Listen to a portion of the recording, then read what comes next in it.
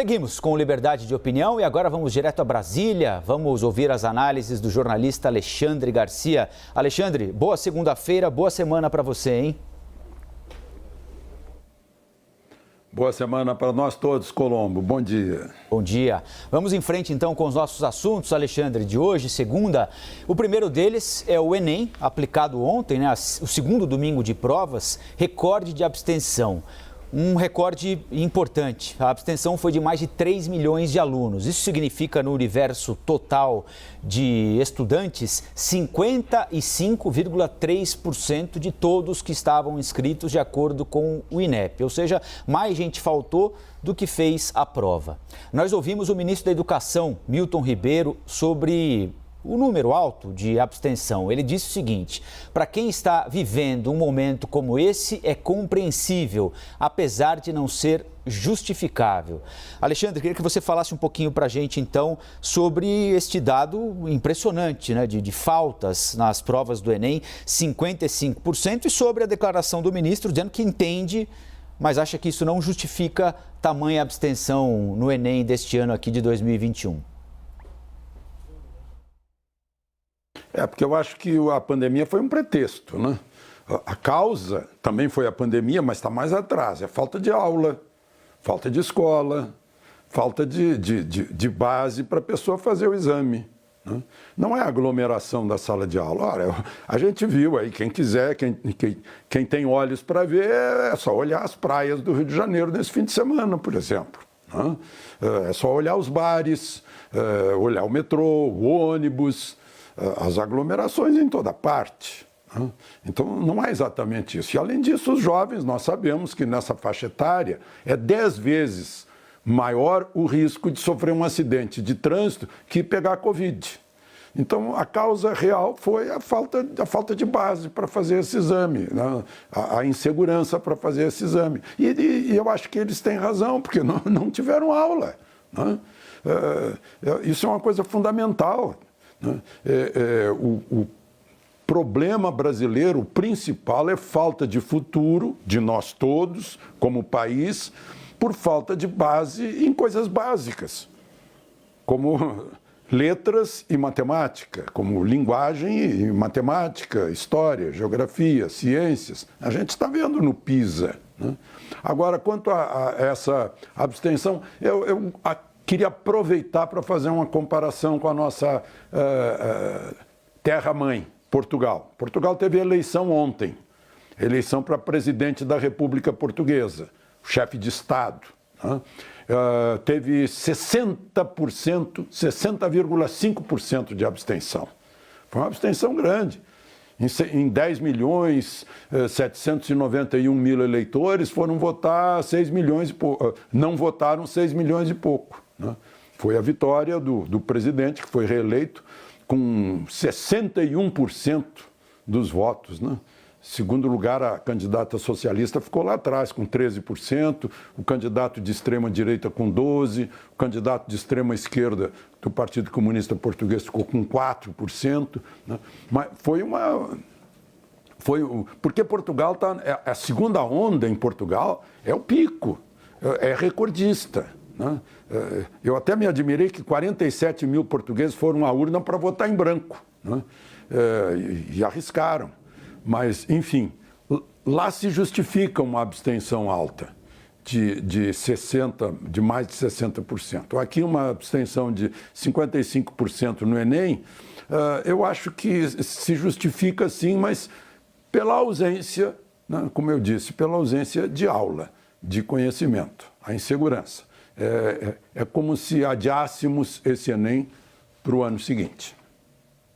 Alexandre, hoje é dia 25 de janeiro, falta exatamente uma semana. Segunda-feira que vem, dia 1º de fevereiro, serão eleitos os próximos presidentes da Câmara e do Senado, que vão encontrar, no início dos mandatos, matérias de impacto direto na economia, no destino do governo Jair Bolsonaro, por exemplo. Na pauta da Câmara, há mais de 50 pedidos ativos de impeachment contra o presidente da República, a discussão sobre um novo auxílio emergencial, as prometidas privatizações que o governo espera ver aprovadas pelo Congresso Nacional, algumas delas ao menos ao longo de 2021, e tem também todos os problemas fiscais gerados pela necessidade de atendimento pela União de estados, municípios e cidadãos por causa da Covid-19.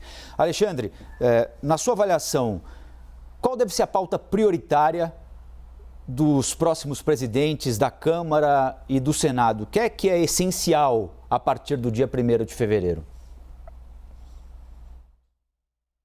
É o que é essencial para os brasileiros, aquelas decisões decorrentes da crise a que o país foi levado pela pandemia. E eu devo dizer que não é o Congresso que vai resolver tudo, não. Quem resolve tudo somos nós brasileiros. Nós, inclusive, somos os patrões deles. Nós é que resolvemos. Se nós não resolvemos a nossa vida, não dá para ficar esperando pelo Estado brasileiro. Nós não estamos num regime em que tudo depende do Estado. Mas há pautas importantes, sim. Essa história de impeachment, todo mundo sabe, não tem voto para isso. Nem nas ruas, como a gente viu no último fim de semana, nem lá dentro, que tem que ter 342 votos. O pessoal que fala nisso sabe que não tem voto, tanto que toda hora recorre ao Supremo para fazer valer suas pautas políticas. Vão ao Supremo.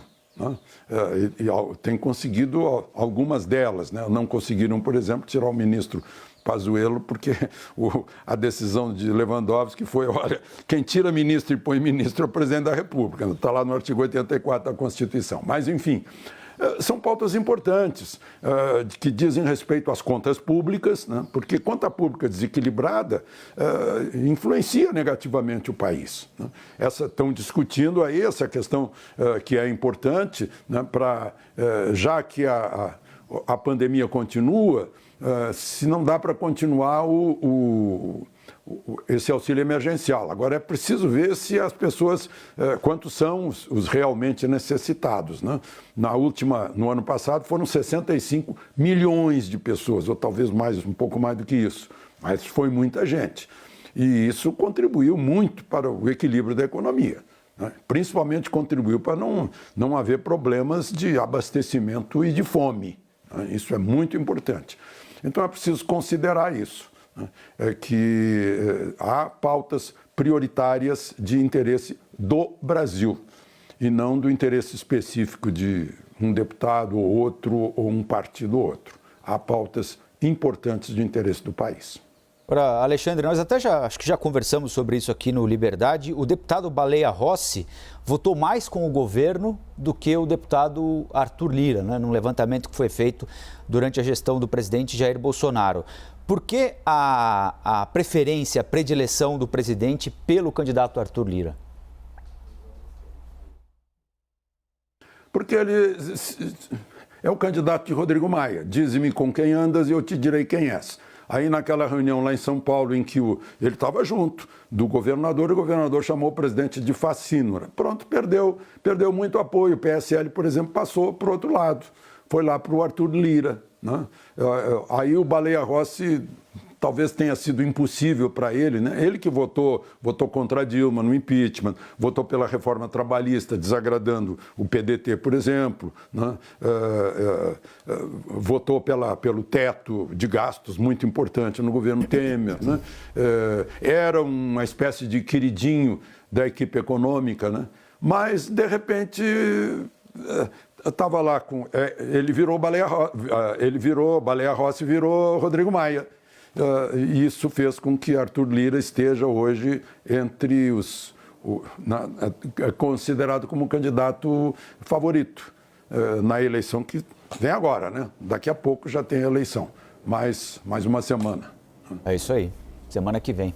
Bom, Alexandre, diante do aumento de casos de Covid, o comprometimento do sistema de saúde de alguns estados, Amazonas, agora Rondônia, que está tendo de transferir pacientes para outros estados do país, até para o Rio Grande do Sul, na outra ponta do país, o Fórum de Governadores e o Ministério da Saúde estão discutindo a criação de um fundo permanente de vacinas, que nós apuramos na CNN, funcionaria da seguinte forma: seria reservada uma quantia de 5% de uma cota de doses disponíveis de vacinas para que elas sejam aplicadas em pessoas que estão nas regiões mais afetadas pela pandemia e com menor estrutura também, com serviços de saúde um pouco mais precários. É uma boa ideia essa, Alexandre?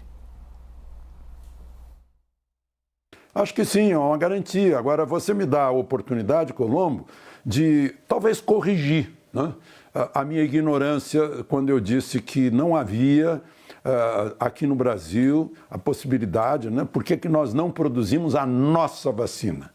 E não é que o jornal O Estado de Minas publica uma reportagem agora mostrando que, sim, nós estamos preparando a nossa vacina. E sabe por quê?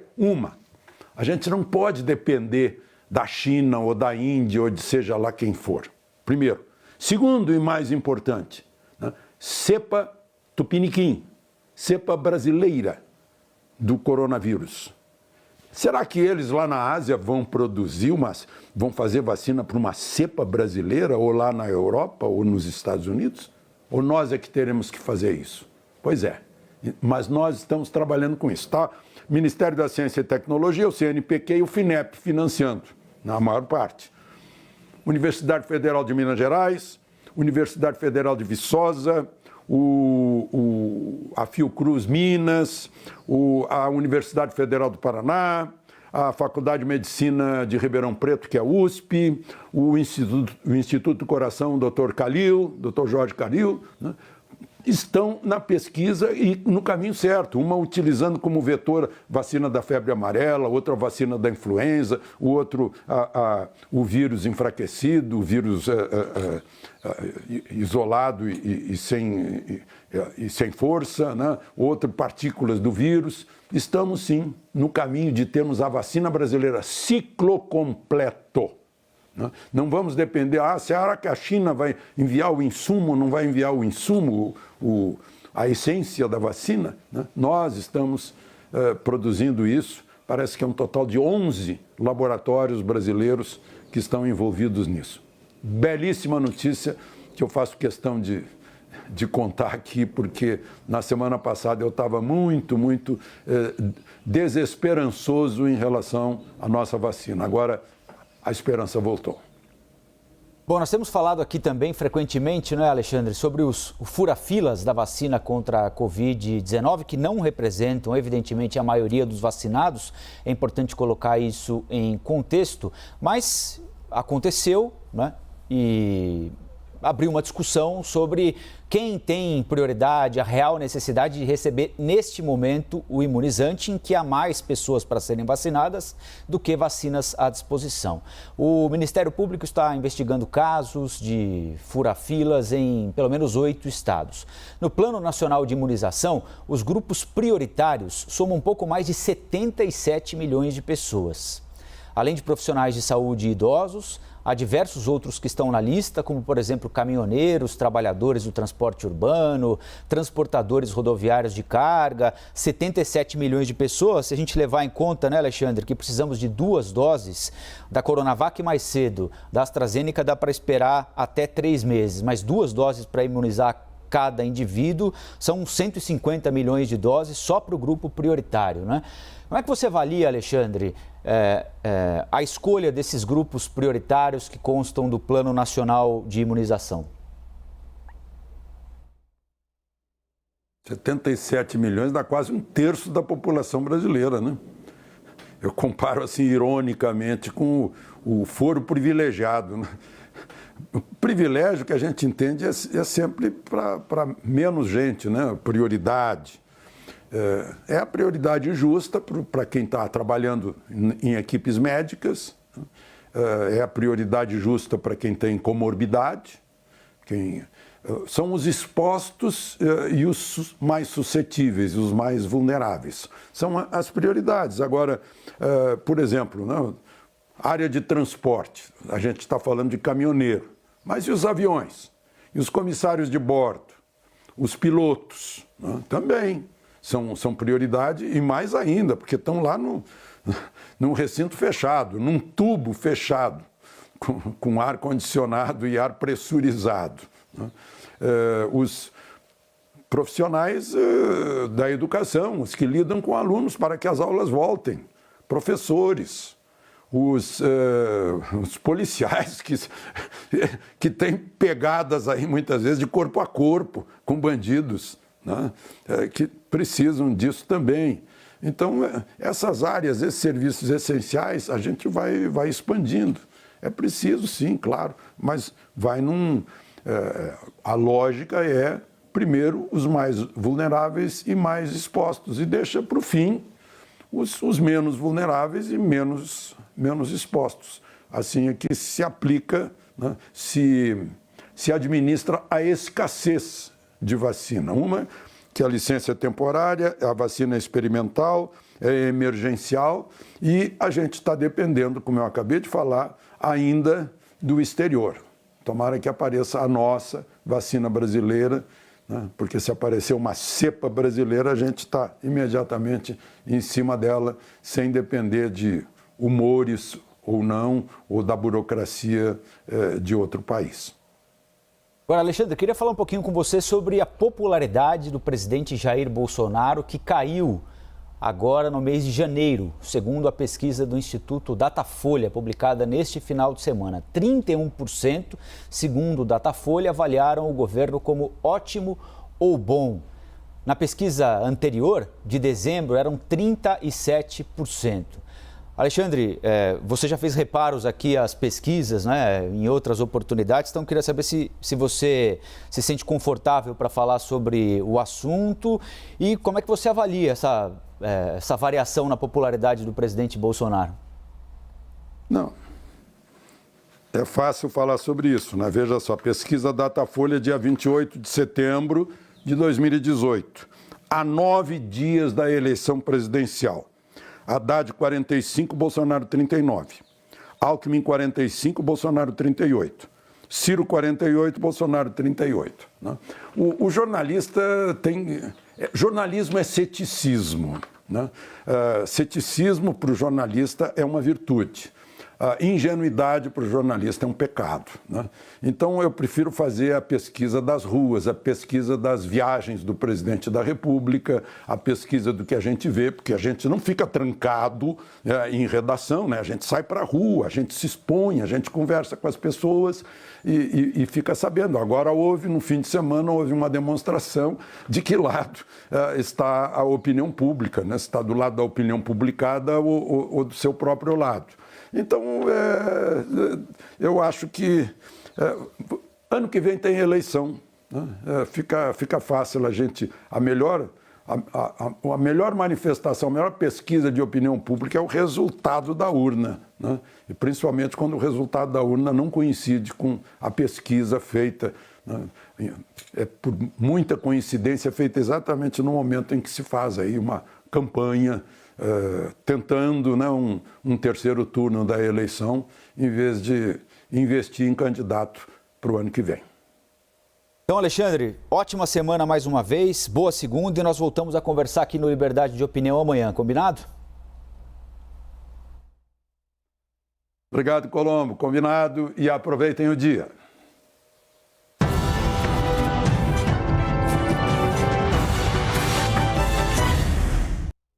As opiniões emitidas pelos comentaristas do quadro não refletem necessariamente a posição da CNN.